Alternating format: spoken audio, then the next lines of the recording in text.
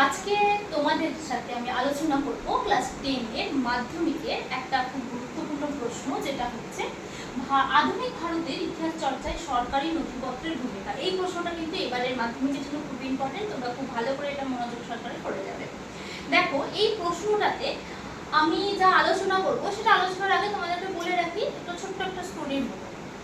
ধরে নাও একটা কোনো জায়গায় ঘটনা ঘটেছে, ঠিক আছে? আজ থেকে 100 বছর পর আমরা সেটা কিভাবে জানবো? মানে পুঙ্খানুপুঙ্খ তথ্য কতজনা, যদি কোনো দুর্ঘটনা ঘটলো, ধরে নাও কেউ মারা গেল বা কোনো কিছু রিলেটেড কিছু হলো, তাহলে সেই ব্যাপারটা দেখবে ঠিকঠাকভাবে আমরা জানবো কখন? যখন আমরা সেটা নিয়ে ঠিকঠাকভাবে তদন্ত করে কোনো একটা জায়গায় লিখে রাখবো, তাই না? বা কোনো একটা ডকুমেন্ট হিসাবে পাবো, তাই তো? কিন্তু দেখবে সেই ডকুমেন্টটাকেও সংরক্ষিত করে রাখবো, তবেই কিন্তু আমরা 100 বছর পর গিয়ে ঠিকঠাক ব্যাপারটা সম্পর্কে জানবো, তাই না? তো এই জিনিসগুলো, যে নথিপত্র বা ডকুমেন্ট যেটা বলছি, সেই ডকুমেন্টগুলোকেই আমরা কি বলবো বাংলা ভাষাতে? নথিপত্র। তাহলে এই নথিপত্রগুলোর গুরুত্ব কি?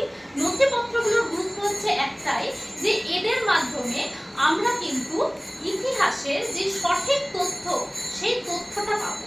তাহলে ইতিহাসের সঠিক তথ্যের ক্ষেত্রে আমাদের এই নথিপত্রের ভূমিকাটা তাহলে খুবই গুরুত্বপূর্ণ। বুঝতে পারছো আশা করি? যেমন 76-এর মন্বন্তর, একটা আমি তোমাদেরকে ছোট্ট এক্সাম্পল দিই। যদি 76-এর মন্বন্তরের কথা বলি, 76-এর মন্বন্তর যে হয়েছিল, ওখানে যে কোটি কোটি মানুষ, 1 কোটির উপরে মানুষ মারা গেছিল, সেই মারা যাওয়ার পরিমাণটা আমরা এত ডিটেলসে ঠিকঠাকভাবে বলতে পারি কেন? তার একটাই কারণ, যে ওটা কিন্তু ঠিকঠাকভাবে বঙ্কিমচন্দ্রের উপন্যাসে কিন্তু আমরা পেয়েছিলাম, তার জন্য। আশা করি এটা বুঝতে পেরেছো। এছাড়াও আমরা পেয়েছিলাম কোথায়? ইংরেজদের লিখিত বিভিন্ন গ্রন্থ, তথ্যতে। তো ওই জিনিসটাই সেম ভাবে সেই সময়ে ভারতে যে সমস্ত ঘটনাগুলো ঘটছিল, সেই ঘটনাগুলো ঘটা আমরা জানতে পারছি কিভাবে? বিভিন্ন ডকুমেন্ট থেকে, বিভিন্ন নথিপত্র থেকে। তো এই নথিপত্রগুলো তাই আমরা বলতে পারি ইতিহাসের ক্ষেত্রে খুবই গুরুত্বপূর্ণ, বা আধুনিক ইতিহাসের ক্ষেত্রে গুরুত্বপূর্ণ। বুঝতে পেরেছো? তো এই ভূমিকাটা আমি আরেকবার তোমাদের সাথে আলোচনা করছি সুন্দরভাবে, ছোট করে। দেখো, ভূমিকাতে তোমরা কি লিখবে? যে প্রাচীন ইতিহাস আলোচনার ক্ষেত্রে সেই ইতিহাসটা কতটা যুক্তিযুক্ত, সেই যুক্তিযুক্ত ভাবার আগে, সেটার আগে আমাদের সঠিক পর্যালোচনা দরকার। সেই সঠিক পর্যালোচনার জন্য আমরা যে সমস্ত নথিপত্রগুলোকে ব্যবহার করে থাকি, বা যেই সমস্ত উপাদানকে ব্যবহার করে থাকি, লিখিত উপাদানকে, সেই লিখিত উপাদানগুলোকেই আমরা কিন্তু ভারতের ইতিহাসের নথিপত্র বা নথিপত্র হিসাবে গণনা করে থাকি। আর সেগুলো আমাদের আধুনিক ইতিহাস আলোচনায় খুবই গুরুত্বপূর্ণ ভূমিকা পালন করে থাকে। আসলে এটা বুঝতে পেরেছি? এইভাবে সুন্দরভাবে গুছিয়ে লিখবে। এরপরে দেখো পয়েন্ট আছে ব্যবহার বা গুরুত্ব। এর ব্যবহার বা গুরুত্বটা কি হয়ে যাবে?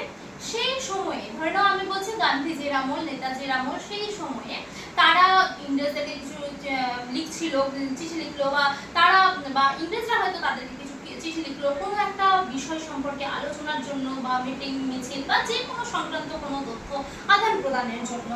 বা ধরে নাও আমি যদি বলি যে তোমার কোনো একটা কমিশন গঠিত হলো, সেই সময় ইংরেজ কমিশন বা ভারতীয় কমিশন, ভারতীয়দের পক্ষ থেকে কোনো কমিশন গঠন হচ্ছে, সেই কমিশনটা যদি কোনো রিপোর্ট পেশ করে, সেই রিপোর্টগুলোকে সুন্দরভাবে তুলে ধরেছে কারকে? এই নথিপত্র। সেইগুলোর মাধ্যমেই আমাদের বর্তমানের ইতিহাসটা তৈরি হচ্ছে। আশা করি বুঝতে পেরেছো? তাহলে তাই এর ব্যবহার বা গুরুত্ব আমাদের পুঙ্খানুপুঙ্খ জানাটা খুবই অপরিহার্য। তাহলে দেখো, প্রথম পয়েন্টে আমি তোমাদের লিখেছি কি? পুলিশ, গোয়েন্দা, সরকারি আধিকারিকের প্রতিবেদন। তাহলে এই নথিপত্রটা আমরা কিরকম ভাবে পাচ্ছি? কি হচ্ছে কি দেখে নাও। পুলিশ, গোয়েন্দা, সরকারি আধিকারিকের প্রতিবেদন মানে হচ্ছে কি? দেখো, লর্ড কর্নওয়ালিসের আমলে যে পুলিশ বাহিনী গঠিত হয়েছিল, সেটা আমরা জানতে কিভাবে পারি? কারণ লর্ড কর্নওয়ালিসের সাইন করা একটা ওই পুলিশ বিভাগকে লেখা একটা প্রতিবেদন পাওয়া গেছিল সেই সময়। তো সেখান থেকে আমরা বুঝতে পারি যে লর্ড কর্নওয়ালিস পুলিশ বিভাগ গঠন করেছিলেন। তারপরে দেখো, পরে উদাহরণ হিসাবে 2 নম্বরে দিয়েছি লর্ড ডাফরিনের আমলে তৈরি গোয়েন্দা বিভাগ। তাহলে লর্ড ডাফরিন যিনি ছিলেন, ওনার আমলে একটা গোয়েন্দা বিভাগ তৈরি হয়েছিল, যার মাধ্যমে ইংরেজরা আমাদের ভারতীয়দের বিভিন্ন স্বাধীনতামূলক কার্যকলাপে মানে বাধা দিতেন। আশা করি বুঝতে পেরেছো। এই চিঠিগুলো যখন লেখা হচ্ছিল না, তো ওই চিঠিগুলো কোনো না কোনো রকম ভাবে পাওয়া গেছিল। এই পাওয়া থেকেই আমরা মানে ইতিহাস আমরা আরো স্ট্রং হয়েছে আমাদের। আর একটা জিনিস মাথায় রাখবে, ইতিহাস কখনো মুখের কথাতে মেনে নেয় না।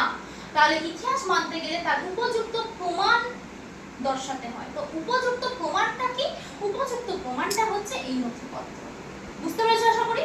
এরপরে চলে আসে চিঠিপত্র। চিঠিপত্র মানে কি হচ্ছে যে ব্রিটিশ সরকার বা কেউ কাউকে কোনো রকম ভাবে চিঠিপত্র দিয়েছে। প্রথমে দেখো আমি উদাহরণস্বরূপ বলে দিই, ব্রিটিশ সরকারকে দেওয়া গান্ধীজির 93টি চিঠি, মানে ব্রিটিশ সরকারকে কিন্তু গান্ধীজি নিজের হাতে 93টা চিঠি লিখে দিয়েছিল। আবার গান্ধীজিকে এই ব্রিটিশ সরকারই 48টা চিঠি আবার এই গান্ধীজির চিঠির পরিপ্রেক্ষিতে লিখে দিয়েছিল। তো এখান থেকে আমরা বুঝতে পারি যে কি সংক্রান্ত, কিসের বিষয়ে, কি মানে কোন দিকটা তুলে ধরে বা সেই সময়ে কোন জায়গাটায় ত্রুটি আছে, কোন জায়গাটায় প্রবলেম সেই সময়টায় দেখা যাচ্ছিল, সেই জিনিসগুলো কিন্তু আমরা জানতে পারি এই চিঠিগুলো আদান প্রদানের মাধ্যমে, বা চিঠিগুলো যে আদান প্রদান হয়েছে সেইগুলোকে জোগাড় করার মাধ্যমে। কারণ ইতিহাস হচ্ছে কি জীবন্ত দলিল। বুঝতে পেরেছো। এরপরে চলে আসছে বিভিন্ন রিপোর্ট। রিপোর্ট বলতে কি? রিপোর্ট বলতে হচ্ছে যে ধরে নাও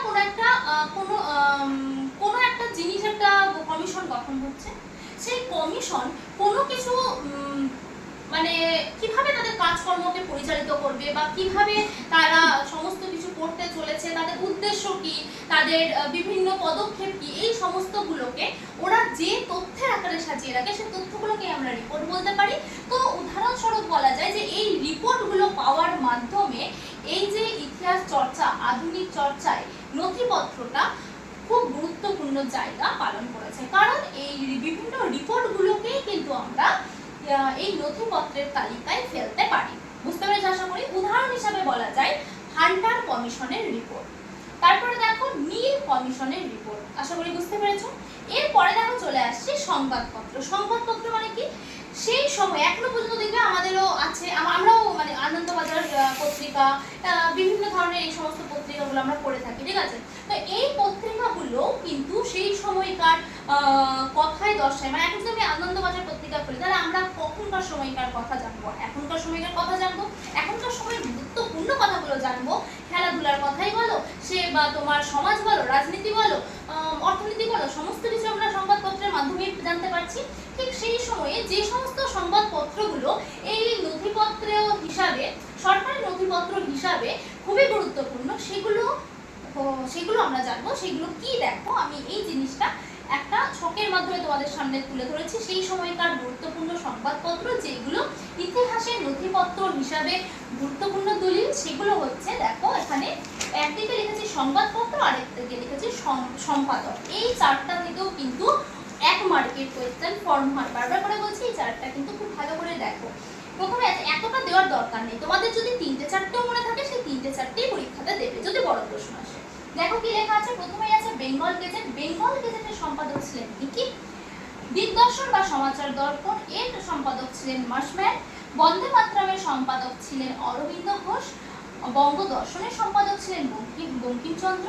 আর তত্ত্ববোধিনী পত্রিকার সম্পাদক ছিলেন দেবেন্দ্রনাথ ঠাকুর। তাহলে এরা যে সম্পাদনা করতেন, তো এরা যে চিঠিগুলো লিখতেন, এই চিঠিগুলো তাহলে আমাদের এই ইতিহাস চর্চার সরকারি নথিপত্র হিসাবে খুবই গুরুত্বপূর্ণ ভূমিকা পালন করেছিল। কারণ সেই সময়ে সরকারের, মানে ব্রিটিশ সরকার বলো বা ভারত সরকার বলো, সেই সরকারের বিভিন্ন কার্যকলাপগুলো কিন্তু এই চিঠিপত্রে বা এই সংবাদপত্রের মাধ্যমে কিন্তু আমরা জানতে পারছি।